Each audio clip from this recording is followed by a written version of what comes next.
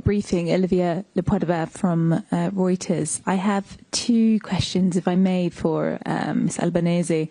I just want to understand, just firstly, what brings you to Geneva, and if you've met with anybody in particular today during your time here. I also noted on your travel schedule that you won't be at the UN General Assembly, and I just wanted to clarify if that was related to sanctions placed against you by the US administration. And just secondly, you're mentioning there about your concerns about Gaza City. From your perspective, from an international law perspective as well, are you able to describe what human rights concerns you have in terms of what you're currently seeing in this latest assault by the Israeli military on Gaza City, particularly in terms of destruction of civilian infrastructure, buildings, etc.? Thank you.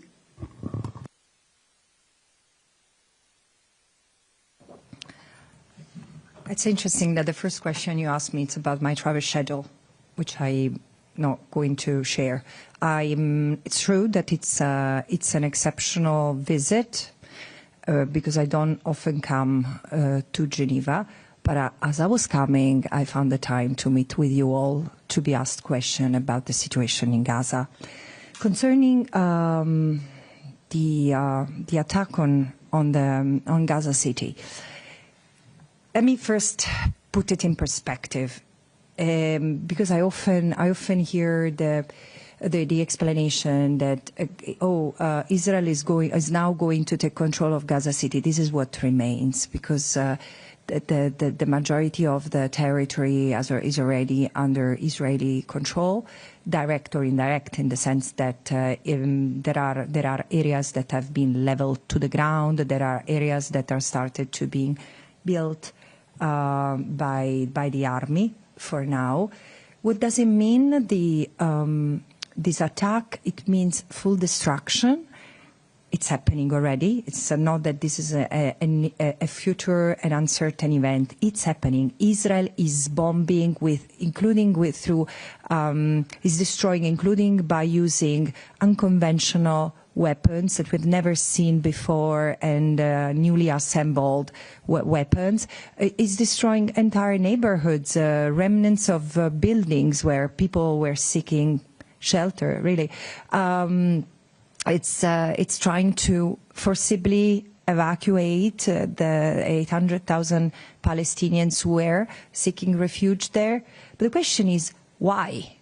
Why? Because this is the last piece of Gaza that needs to be rendered unlivable before advancing the ethnic cleansing of that piece of land, and then probably they will move to the West Bank. And the important thing is that this is unlawful and unlawful, because the only legal thing that Israel can do in the occupied Palestinian territory is to move out. Dismantling the settlements, withdrawing the troops, and stopping exploiting Palestinian resources are the three of the five things that the International Court of Justice has asked Israel to do in the advisory opinion, together with paying reparations for all the harm and damage caused to the Palestinians by Israel, and facilitating the return of those displaced. And this should be the perimeter of the political discussions the member states have to start with, before or in line with also talking about the crimes that Israel is being committing. And in fact, it seems to me that there is an intentional determination to circumvent this by moving the discussion, instead of from where should be ending the atrocities, the sources of and the root causes of the illegality in the occupied Palestinian, let's move it somewhere else, where it really we do not have to talk about, some states are doing that, where we do not have to talk about our responsibilities. Jeremy. Hi, Jeremy Lange for the French Public Radio. If I may, I will ask my question in French to Ms. Albanese. Deux questions en réalité. La première sur le nombre de victimes. Vous avez évoqué il y a quelques instants un nombre de victimes potentielles très élevé, jusqu'à 10 fois peut-être ce qui est officiellement comptabilisé jusqu'à présent. Je voudrais savoir d'où viennent ces chiffres. Est-ce qu'ils sont crédibles selon vous et que comprennent-ils? Est-ce qu'on parle des victimes directes en plus des victimes liées à l'absence de traitement pour les maladies, la famine, etc. Enfin voilà, d'où viennent vraiment ces chiffres, très importants. La deuxième question, par rapport à ce qui va venir à la fin du mois, l'Assemblée générale de l'ONU et cette reconnaissance de la part de certains pays de l'État de Palestine. L'administration Trump a déjà dit qu'elle refuserait de donner des visas à des représentants palestiniens. Il y a des appels qui viennent de la part de la société civile, de militants, souvent classés à gauche, qui réclament de délocaliser l'Assemblée générale à Genève pour que ces représentants palestiniens puissent venir, puissent participer. Je voudrais savoir si c'est un appel que vous soutenez, même si la faisabilité semble un peu compliquée, mais est-ce que ce serait pour vous un signe fort que l'Assemblée générale ait lieu à Genève? Alors, je pars de ce dernier point. Je pense, oui, que c'est le moment de s'interroger pour l'Assemblée générale sur ce qu'on est après 80 ans de l'épilagration des Nations Unies, dans le sens que on peut pas autoriser un membre de l'Assemblée générale et du Conseil de sécurité de ne pas autoriser la participation des gens des États qui font partie, ou des organisations qui font partie, des représentants du peuple qui font partie de l'Assemblée générale et d'autres. Et là, on a vu cette année que la liste de ceux-là qui sont formellement persona non grata aux États-Unis commence à s'allonger. Je pense que avant de penser, d'essayer de bouger l'Assemblée générale et tout, que c'est pas une mauvaise idée, c'est-à-dire c'est pas à moi de le dire, mais c'est le moment de aussi considérer que le monde est fait par 193 pays. Et si les États-Unis continuent à montrer cette hostilité, alors je pense qu'il y a de quoi se demander si c'est pas le cas de bouger l'organisation, mais ça me concerne pas. Ce qui me concerne, c'est que je voudrais voir un engagement concret de la part des États afin de garantir qu'il est tout représentant qui a le droit de s'asseoir à cette séance de l'Assemblée générale soit présent, sans discrimination. Et la chose qui est frappante, à mon avis, c'est qu'il y a une fragmentation aussi des forces qui devraient s'unir à défendre ceux-là qui sont punis injustement. Et voilà. Je sais qu'il y a des propositions aussi de tenir la séance de l'Assemblée générale hors de New York. Évidemment, ça n'a pas passé. Les chiffres que j'ai mentionnés, en fait, viennent de différentes sources. Il y a le Lancet, il y a des chercheurs israéliens qui ont aussi poser ce chiffre. Ça vient de différentes sources. En fait, c'est le calcul de ce qui a été détruit à Gaza et la capacité si je comprends bien les statistiques, de contenir. C'est une étude sur combien de gens apparaissent être présents à Gaza, confirmée par contre par des documents relâchés au leaked par l'armée israélienne, mais aussi ce qui pourrait être être causé par les frappes, surtout les frappes c'est-à-dire ces morts à cause des traumas, à cause de destruction de bâtiments et tout ça. Il y a l'opportunité. Est-ce que j'ai la possibilité de vérifier ces chiffres, pas toute seule, mais bien sûr, ça c'est quelque chose qui nous tous on est en train de faire, mais on est vraiment dans l'impossibilité parce que les gens présents à Gaza, les organisations présentes à Gaza sont de moins en moins et Gaza s'est détruite à un point que c'est aussi difficile faire une estimation. Ça va prendre des années pour vérifier, comme ça se passe encore au Rwanda, en Bosnie, de vérifier, de récupérer tous les restes humains de cette catastrophe. Mais c'est-à-dire une chose dont je suis absolument sûre aussi en étudiant la croissance et l'intensité des morts par rapport aux frappes, c'est que depuis longtemps, on a les sources sur place, soit palestiniens, soit non gouvernementales internationales et Nations Unies, n'ont plus la possibilité de compter de compter tous les morts. Alors les 64 000 qu'on continue à citer sont ceux-là qui ont été vérifiés. Mais c'est clair que c'est une très forte sous-estimation.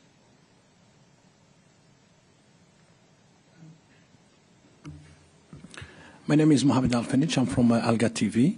So first of all, thank you for your statement. I have two questions, one's for you and one for Irene also. According to our reporter, Alga TV in Gaza, we have some local reporter there today, just till this moment, 41 people being killed in Gaza, 28 in the city of Gaza and north of the Gaza Strip, 12 on the south of the Gaza Strip, and 1 on the middle of the Gaza Strip. So, and I'm sure by the end of the day, you're going to reach more number. Mike, you mentioned a lot in your report, and it was clearly mentioned what's happening in Gaza. But what do you think it should be done? I came from London, and we see daily basis British government said they need ceasefire immediately. European Union also, United Nations. And they're asking Israel to do the ceasefire. Israel is not responding. It's not, so it's any other tools. We can make ceasefire, according to your experience or your own opinion. And my question to Irene, you said the journalism is being scared and the story being killed before even the journalism start. And we know the situation as journalists, when you're working in that kind of field, how you can make the statement, how you can be, either you look after yourself or you tell the truth. And what we can do, or what you can do to protect the journalists in Gaza. Thank you. As I said, the international law is of extreme clarity when it comes to the situation in the occupied Palestinian territory. I really don't know what else can be said, because I don't think that member states do not understand. They just don't want to do what we are all, the human rights community, reminding them they should be doing, because there is an obligation not to aid and assist, not to aid and assist in any possible ways a state which is committing international wrongdoing. There are, and this is where we need to go next, when this is persistent, when this lack of compliance with international law becomes widespread and systematic, it results into sustaining, enabling the illegal act. So what should be done? Arms embargo, which means no trade in arms, no buying, no selling parts or arms in full, not directly, not indirectly through another state. This is the first thing that member states should have done already last year, when International Court of Justice recognized the risk of genocide, and then, in the case of Nicaragua versus Germany, reminded member states of their obligation not to transfer weapons to a state which might be committing violations of international humanitarian law, meaning war crimes. And it's clear that Israel is, I mean, you can say that really closed eyes that Israel is committing war crimes. How? Because Israel was already committing war crimes before October 7, the colonies, the blockade, etc. So you see, there has been a level of normalization of the legality that Israel has ended up representing. And now it seems that member states almost don't know how to react and do the right thing, come back to a path of compliance with legality. But then there are countermeasures that member states have to take, and the stopping trade is not just for weapons, it's also for regular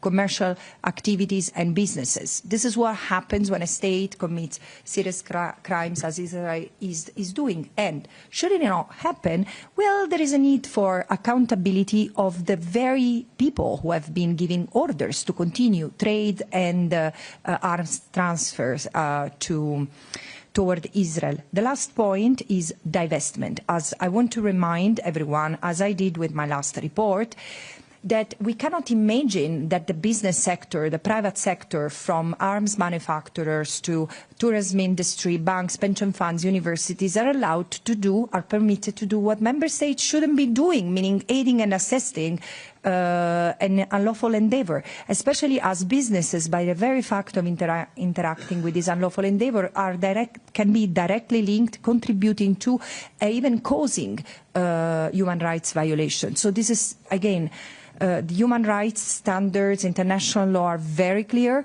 It's clear, equally clear, is that member states tend to violate international law in this context rather than abiding, and so it's time for justiciability. And again, everyone who's been partaking in this endeavor must be held accountable, of course, based on the possibilities of also civil society judges and lawyers on the ground. Sorry, yes, you had a question for me. Before I answer your question,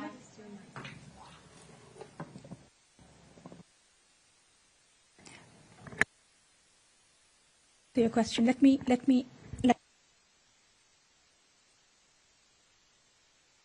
Oh, yeah, I think it's all right now. Yes, all right. Yes, I wanted to say that what is the really scary thing about what is happening to journalists in Gaza now is that the killing of journalists is following the pattern of the military strategy of the Israeli Defense Forces. If you look at August, you will see that the killing of Anas al-Sharif took place just as the Israeli army was preparing to invade or re-invade Gaza City.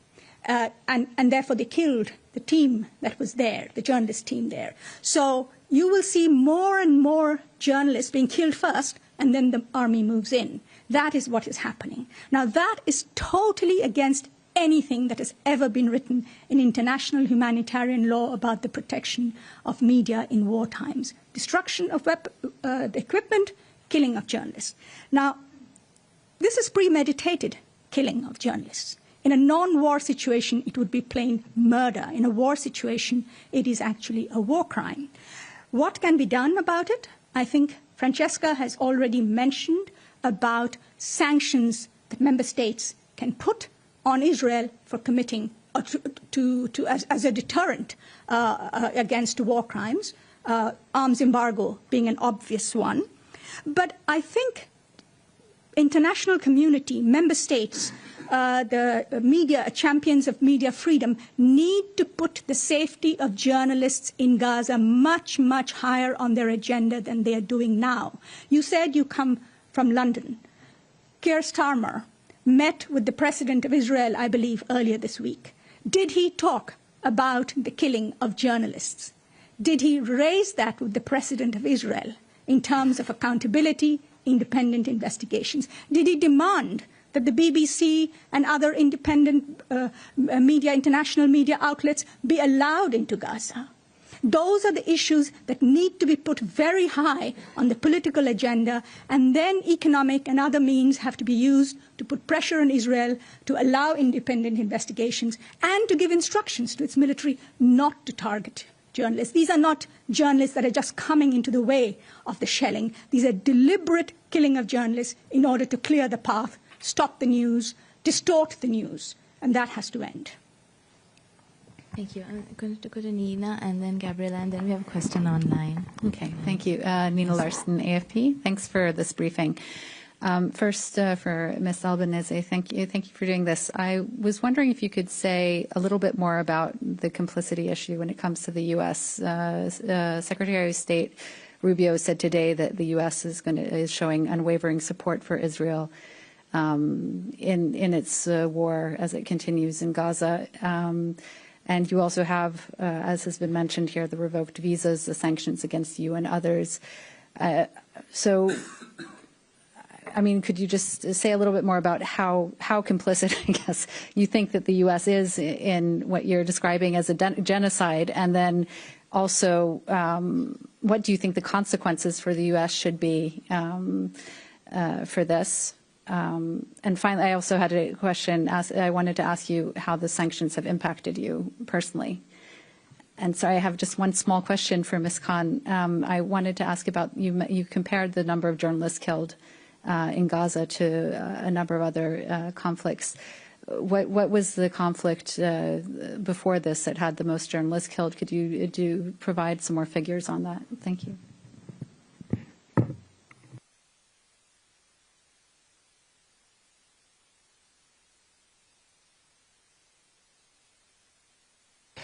Okay. So I will have to encourage you to wait another couple of weeks regarding full answer to that question regarding complicity, because this is the topic of my next report to the General Assembly, which again, just to also go back to the first question, yes, I'm trying to go to the United States. Things look not particularly promising, but this is what I should be doing. There is one fact. The United States has been for decades backing Israel and Israeli government, various subsequent Israeli government, militarily, politically, diplomatically, strategically, discursively.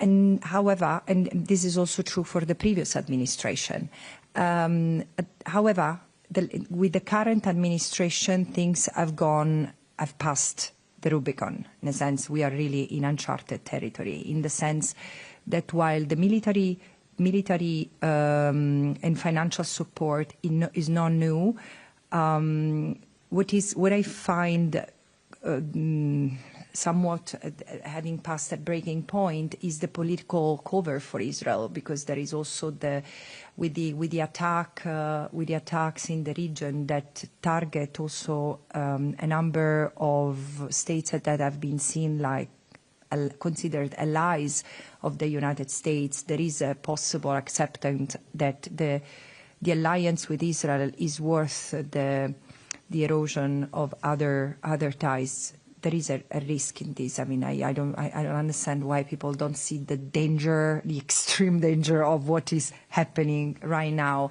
But going back to Palestine, what I find extremely concerning is the incitement, what has changed at the discursive level. Because since February, I said when the Trump administration, when President Trump evoked the image of the Gaza Riviera and hinting the Palestinians should leave, I would say this is the first time that U.S. endorses publicly, making it become a part of the U.S. foreign policy, the forced displacement of the Palestinians. In the sense, clearly they didn't oppose it, but at the same time, they never endorsed it to the point that it became U.S. policy, and this has become more evident, and I think it's wrong. It's wrong. It's legally wrong, morally wrong, and dangerous. The sanctions are unacceptable. The sanctions against me, of course, I am the first U.S. person to be sanctioned, and this must be removed. I mean, I urge the United Nations, like the Secretary General, the members of the General Assembly, don't let this become a precedent, because it's not going to be limited to me as it always happened. It's extremely serious, because it violates in one stroke of a pen the UN Charter, the UN Convention on Privileges and Immunities, but it's totally retaliatory, and it doesn't only affect me. I keep on saying I have members of my own family, including my daughter, who are directly affected by these, and it's incredible the financial hurdle that this is causing to my family. Why do I have to pay with my own life for what? For having done my job? So again, I don't like the personalization of what matters. This is why I'm saying what happens to me is now happening also to 9 judges and prosecutors of the International Criminal Court, and this should have created really such an uproar, but also Palestinian human rights organizations. So on the one hand, I expect the United Nations to stand firmly against this. On the other hand, I expect regional groups to stand firmly against it, because I'm European, I'm Italian. It's unbelievable that I have to suffer the weight of this vicious administrative move, even in my own country where I cannot open a bank account. So Europe should institute the European blocking statute to protect people who from this personal ad personam attacks from today is the United States, tomorrow can be another state. So, yeah. You asked me about the numbers killed. Now, I can give you one example. Ukraine. In the war, since Russia's invasion of Ukraine, 14 journalists have been killed in Ukraine. 252, on the other hand, killed in Gaza, including dozens targeted. Probably in terms of numbers, the second highest would be Afghanistan, where, as you know, there was conflict for more than a decade. And during that time, I don't have the exact numbers, but I think it was only in dozens killed over 2 decades. And again, you can see both in terms of time as well as in terms of numbers how outrageous are the casualties of journalists in Gaza.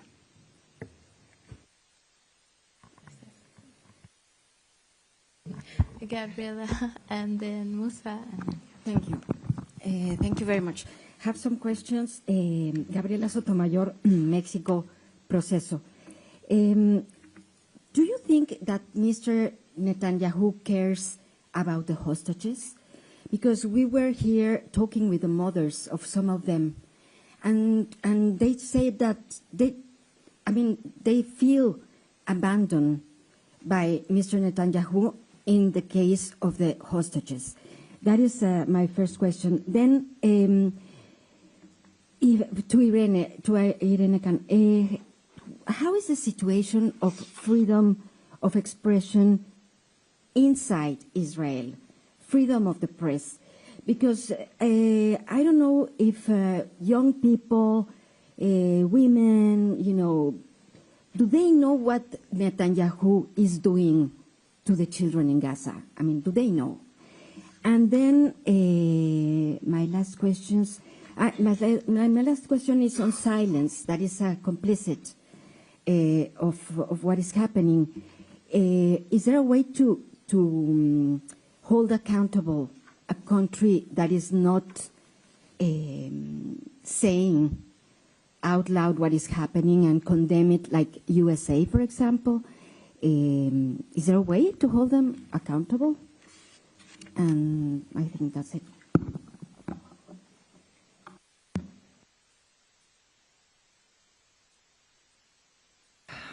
Okay,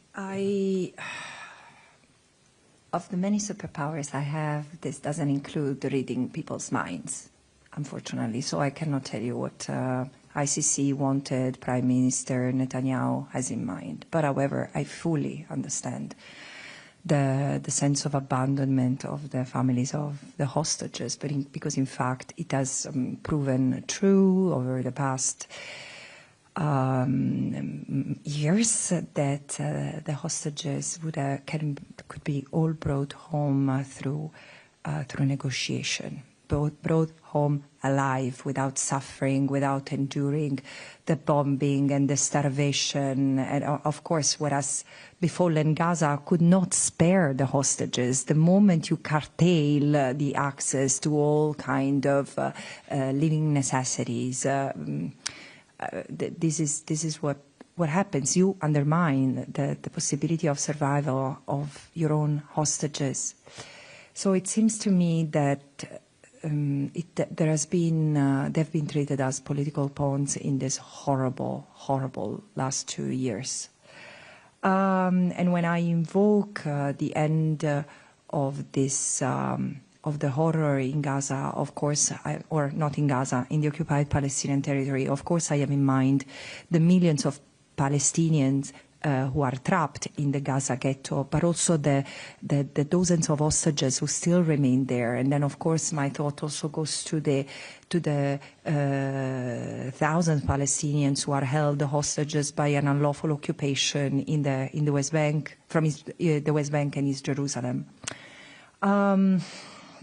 Another thing I wanted to say concerning what's happening right now, I have the feeling that we really struggle. I mean, there is a general tendency not to understand the totality of what's happened, the totality of the conduct, the totality of the crimes against the totality of the Palestinian people. And I thought to help both member states and others, including the media, get this overall sense with the report I presented to the General Assembly last year, Genocide as Colonial Erasure. There is a design that seems very much to have been pursued in the erasure of Palestinian life in Palestine. I understand that history requires time to be understood, but certain truths in this context are so stark that they demand recognition in the very moment they are told. And again, the very fact, I'm grateful to my colleague Irene Khan to share this important piece of analysis and say we are looking at the geolocations of each killing of journalists, and we say that there is a pattern, but I've seen it myself with a few investigations of the death of killing of journalists that has happened. I mean, it seems to be either in anticipation to an attack, so there can be no documentation, or retaliatory, as it happened in the case of Fatima Hassouna. Fatima Hassouna was supposed to be at Cannes for the screening of her documentary, and she was killed the night her documentary was announced as being at Cannes, with missiles that killed her and her family. So again, we tend to trivialize this genocide because, as I said, behind each story, behind each killing, behind each starved person, there is a universe that, poof, has been pulverized. And we do not even have the time to recognize and mourn each of them because this is the pace of our life and the pace of this genocide. With relation to the situation in Israel, there is no country in the world, I believe, that can remain untouched when it conducts genocide and war, killing of journalists on its borders, can remain untouched within the country. And of course, freedom of expression inside Israel is also restricted by law. For example, there is heavy censorship of media and very little independent media. The owner of Haaretz, Al Haaretz, which is probably the only independent print media still left, himself has talked about the kind of pressure that they come under from the authorities. But there are also mob attacks. There have been mob attacks against Israeli journalists if they report, if the people feel that they are reporting against what they see as Israeli interests, if they are reporting favorably sometimes on Palestinian issues. Last year, Israel adopted a Foreign Media Act, under which it has banned Al Jazeera, but that same Foreign Media Act, of course, also has a chilling effect on other foreign media present in Israel. They are not allowed to report on what is happening in Gaza. They can only report on what is happening inside Israel. So overall, there is a chilling effect, I think, on media freedom inside Israel that is damaging Israel's own media sector quite significantly. Mr. Katrougalos is online. Did you have something to add? Yes, I have a short comment on the question about the hostages. I think a clear indication, if not proof, of the fact that hostages are not a priority for Prime Minister Netanyahu is the recent attack against Qatar. It was the only open diplomatic channel for the release of the hostages. I understand that for this reason, understanding that the policies followed now by Israel are against even the long-term interests of this country, we see the appearance of a peace camp, small now, but already including a former prime minister, several ministers, among them ministers of defense, former heads of Mossad and IDF. These are neither pro-Palestinian, nor, of course, against the state of Israel, but they realize the impasse, realize that genocide and the perpetuation of raw violence cannot resolve anything, and they understand that the only solution is return to the diplomatic solutions through the United Nations, which are not the house of darkness, as Prime Minister Netanyahu portrayed it during his speech at the General Assembly. Thank you. Thank you. Musa, yes, and then Catherine, and then we have Ravi online. Merci beaucoup, Madame Albanese. Avec l'attaque d'Israël contre les responsables palestiniens à Qatar, je suis là. Alors, avec les attaques israéliennes contre les responsables palestiniens à Qatar, on voit qu'Israël a franchi vraiment une nouvelle étape, et aussi en menaçant Qatar et autres pays, donc ces menaces de Benjamin Netanyahu et autres responsables israéliens, de renvoyer les Palestiniens autrement, avec une menace de faire plus ou moins la même chose. Donc, c'est ce qu'on comprend. Et aussi, ça fait 2 ans que vous et les différentes organisations des Nations Unies, la Cour internationale de la Haye, vous avez sorti des rapports, vous demandez tout le temps un cessez-le-feu. On voit les cessez-le-feu, on n'a pas de cessez-le-feu, mais au contraire, il y a un élargissement de crimes contre Gaza et contre les Palestiniens ailleurs. Est-ce que vous avez peur de ce qui va se passer, donc de cette nouvelle étape? Est-ce que vous avez peur de ce qui va se passer dans les semaines et mois à venir? Et aussi une petite question concernant ce qui se passe en Cisjordanie. On n'a pas parlé de la Cisjordanie. Merci beaucoup.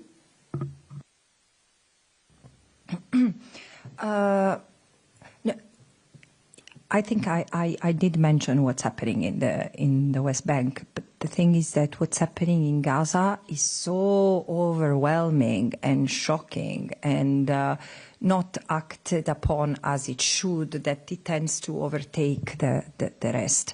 But look, the situation in the West Bank is being consistently, day by day, daily bad since I can remember. And in fact, together with other human rights experts, my predecessor and other human rights organizations, Human Rights Watch, Amnesty International, Israeli and Palestinian human rights organizations, everyone was raising the alarm that the West Bank was becoming a powder keg and it would explode because of the level of oppression, extrajudicial killings, the shoot-to-kill policy that had become evident from the soldiers even before October 7. I keep on remembering, I mean, the level of extrajudicial killings in the West Bank was not,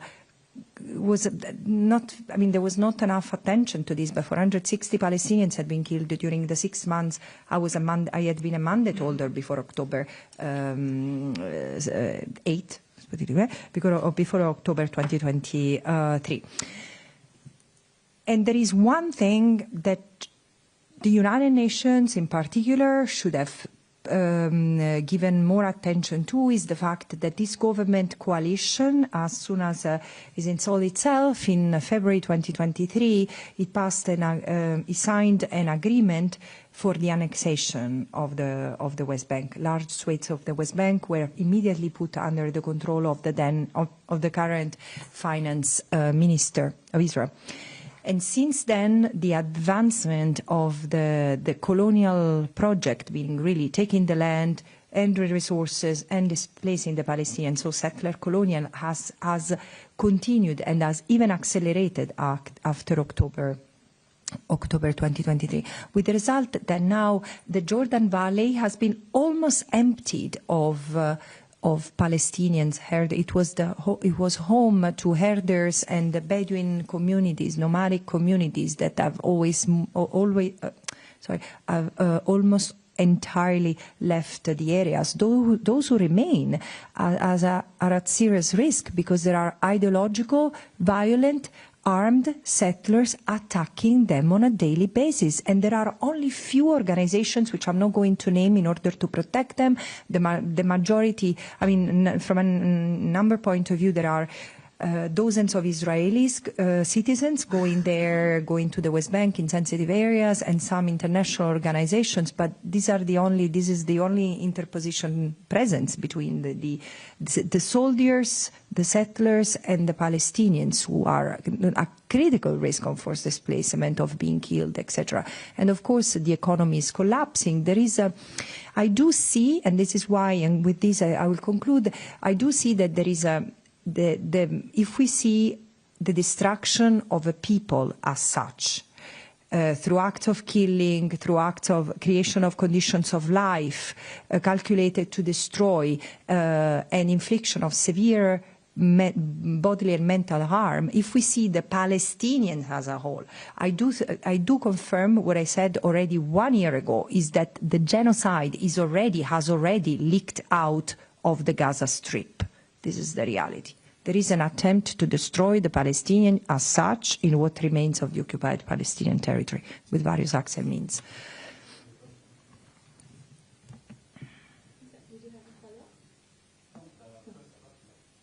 Sorry, the first question. Sorry. No, it doesn't fall. I was not trying to evade this, but yes, because it doesn't really fall under my mandate. But how do I read it? Look, it's a violation of the sovereignty of the state of Qatar. It's very serious.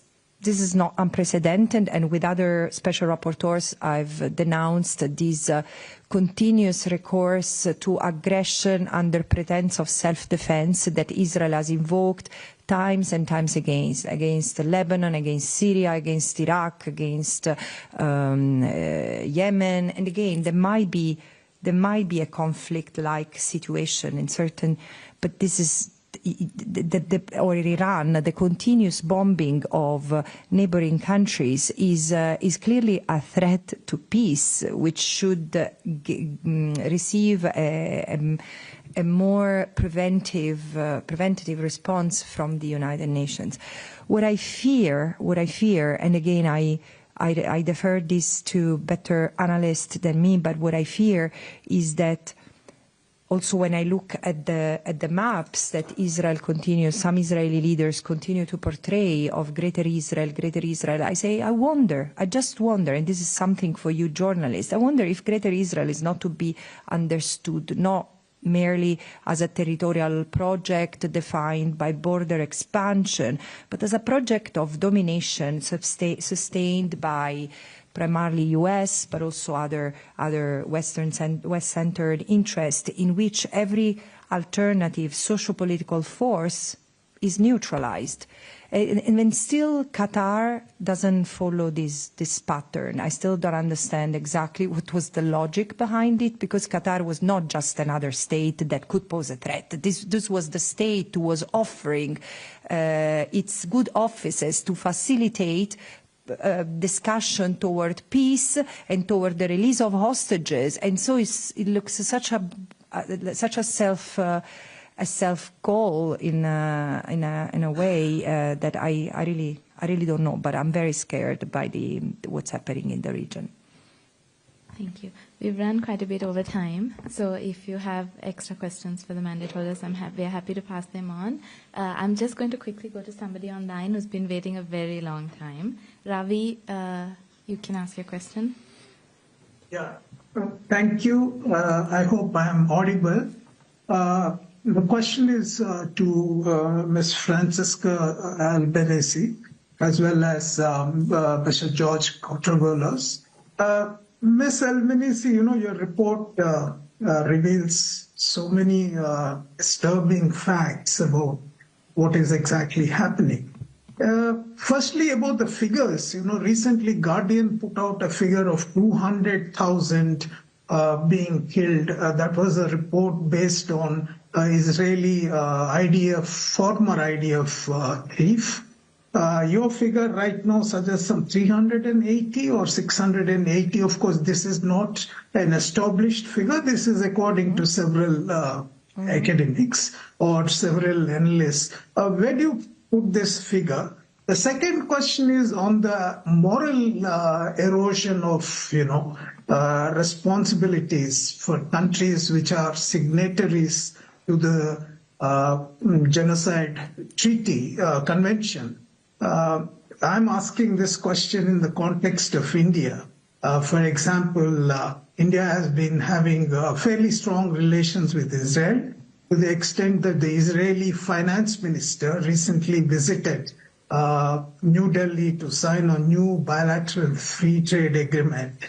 How would you characterize India's position on this? At one hand, it is a signatory to the Genocide Convention. At another hand, on the other side, it seems to be violating the Genocide Convention. Is that your assessment as well? This question is to George Katrougalos. You talked of Shlomo Sand, a historian in the past I used to respect. But what did he exactly say? I could not really understand what you had said.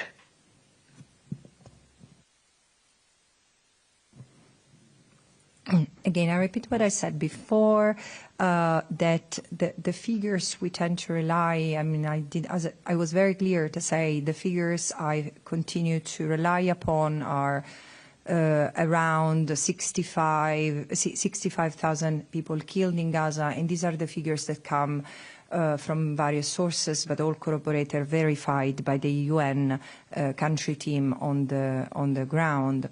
And at the same time, I was saying that I'm worried because it continues to come up, and this comes from scientists, that it comes from medical experts who have been operating in other conflict, and people who have access to to Israeli sources that refer to figures that can go from 300,000 to 600,000. And again, this is scary. It's scary, not because 60,000 is a number that doesn't